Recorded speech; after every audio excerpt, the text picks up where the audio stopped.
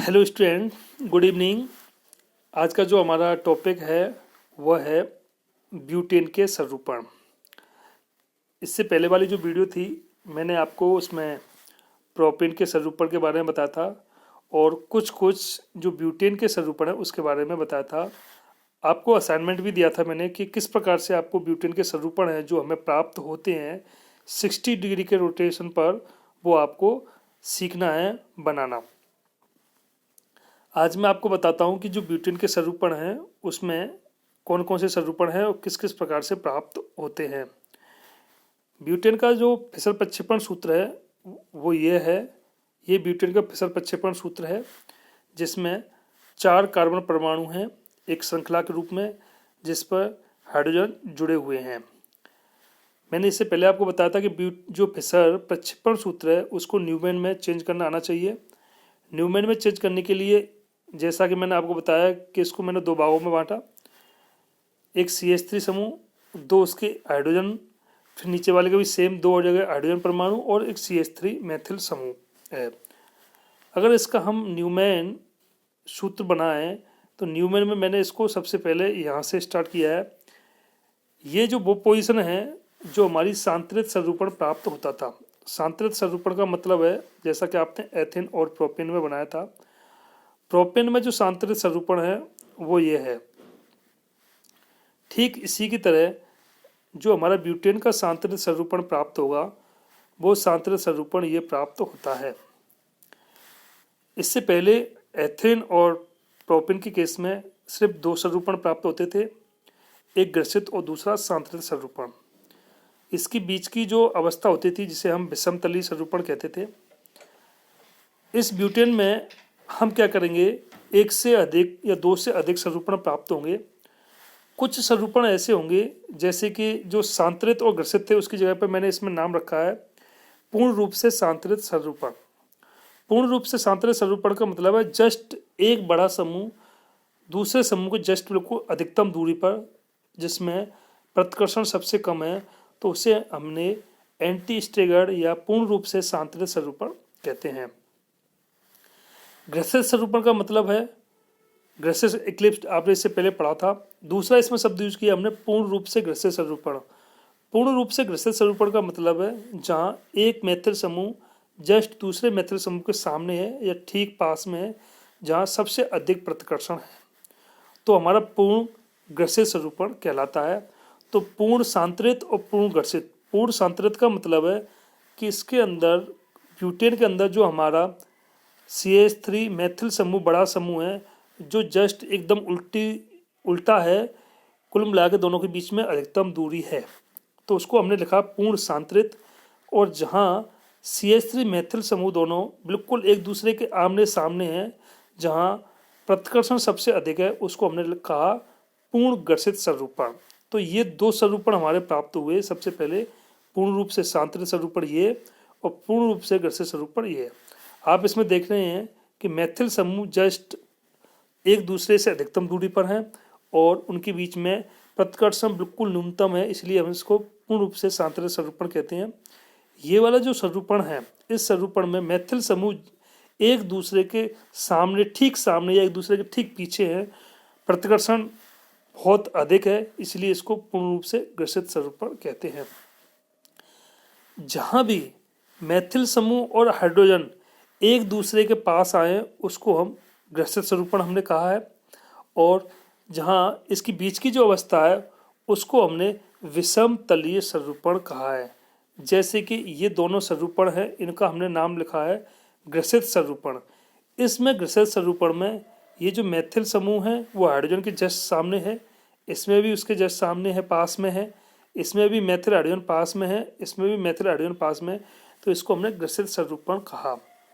इसके अलावा 2 संरूपण जो हमारे प्राप्त होते हैं वो ये है विषमतलीय संरूपण है, जिसमें इनकी बीच की दूरी अधिक है हाइड्रोजन और मेथिल समूह की, तो इसे हम विषमतलीय संरूपण कहते हैं। इस प्रकार ब्यूटेन के हमारे जो संरूपण हैं वो इस प्रकार प्राप्त होते हैं।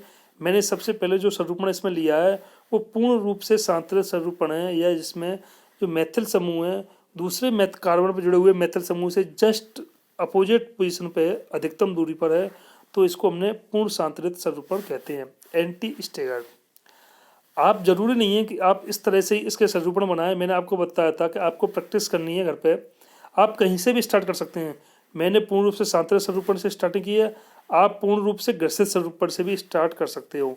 एक को आपको फिक्स रखना है, एक कार्बन पर जो मैथिल समूह 2 हाइड्रोजन जुड़े हुए हैं उसको आपको फिक्स रखना है। दूसरे वाले को आपको 60 फिर 60 फिर 60 फिर 60 इस तरह से रोटेशन करने के बाद हमारे ये सरूपण प्राप्त होंगे। तो इसको आप अपनी इच्छा से कैसे भी बना सकते हैं। हमारे जो ब्यूटेन के सरूपण है, उस सरूपण में हमारा जो पहला सरूपण है पूर्ण रूप से सांतरित सरूपण, फिर एक ग्रसित सरूपण, विषमतली सरूपण, पूर्ण रूप से ग्रसित सरूपण, फिर विषमतली सरूपण और फिर ग्रसित सरूपण। 1 2 3 4 5 6 सरूपण हमारे प्राप्त हुए।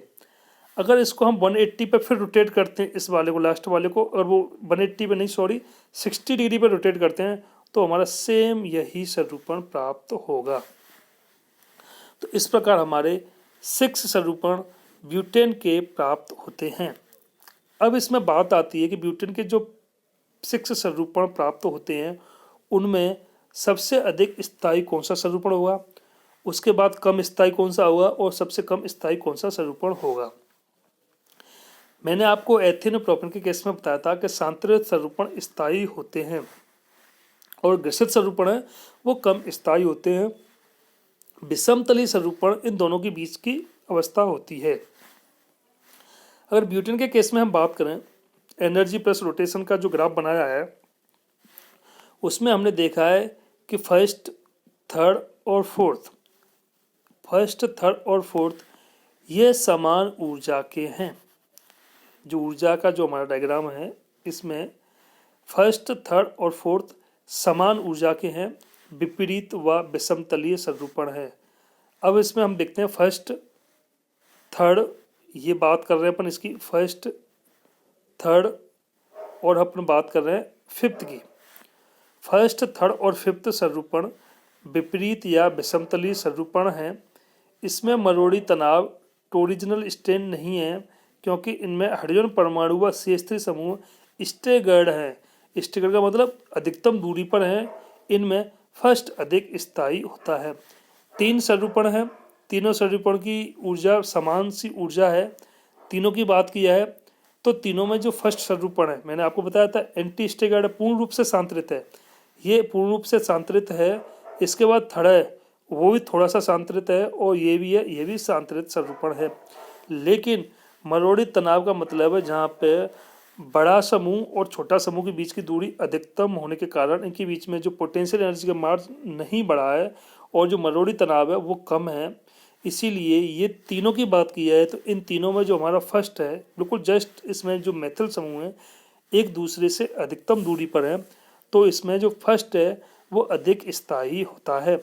तो अपन 3 की बात करते हैं, फर्स्ट थर्ड और फिफ्थ में फर्स्ट अधिक स्थायी है, उसके बाद ये दोनों समान हैं। सेकंड सवाल आता है हमारा सेकंड फोर्थ और सिक्स। सेकंड फोर्थ और सिक्स की बात करें तो सेकंड फोर्थ और सिक्स इसमें है ग्रसित सरूपण, पूर्ण रूप से ग्रसित सरूपण और फिर ग्रसित सरूपण। इससे पहले हमने पूर्ण रूप से सांतरित था, फिर सांतरित सरूपण या उसको हम विषमतलीय सरूपण कहते हैं। वो तीनों एक जैसे थे, ये ग्रसित तीनों एक समान हैं। सेकंड फोर्थ और सिक्स की बात की जाए, ये तीनों ग्रसित सरूपण हैं। इनकी ऊर्जा फर्स्ट थर्ड और फिफ्थ से अधिक है, वो आप देख ही रहे हैं। इन तीनों की ऊर्जा इन तीनों से अधिक है। अधिक ऊर्जा होने पर स्थायित्व कम होता है, मैंने आपको पहले ही बताया था, और ऊर्जा कम होने पर स्थायित्व बढ़ता है। तीनों की इनकी बात की जाए तो तीनों में सबसे ज़्यादा ऊर्जा किसकी है, इस फोर्थ की सबसे अधिक ऊर्जा है। तो इन तीनों की बात की जाए तो ये फोर्थ है, इसका स्थायित्व सबसे कम होगा।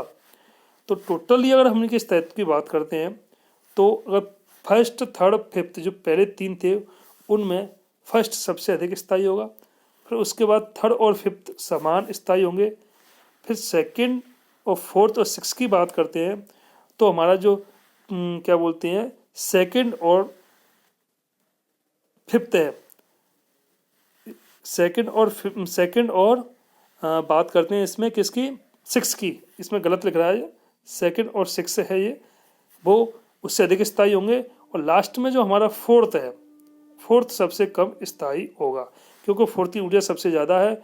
और फोर्थ की ऊर्जा सबसे ज़्यादा होने के साथ साथ आप यहाँ देख सकते हैं कि फोर्थ सबसे अधिक पूर्ण रूप से ग्रसित संरूपण है, फुली इक्लिप्स्ड संरूपण है, क्योंकि इसमें दोनों मैथिल समूह ये एक दूसरे के जस्ट आमने सामने हैं। प्रतिकर्षण अधिक होगा, प्रतिकर्षण अधिक होने से इसकी ऊर्जा का मान बढ़ जाता है और स्थायित्व तो कम हो जाता है। तो सबसे अधिक स्थायी होता है फर्स्ट, उसके बाद जो स्थायी हमारा थर्ड और फिफ्थ, उसके बाद सेकंड और 6 और फोर्थ सबसे कम स्थायी है। इसको आप ठीक कर लें, ये 6 है जो मैंने आपको बताया, सेकंड और 6, उसके बाद फोर्थ सबसे कम स्थायी है। तो ये जो हमारे ब्यूटेन के संरूपण है, इसमें आपने देख लिया है अच्छी तरीके से।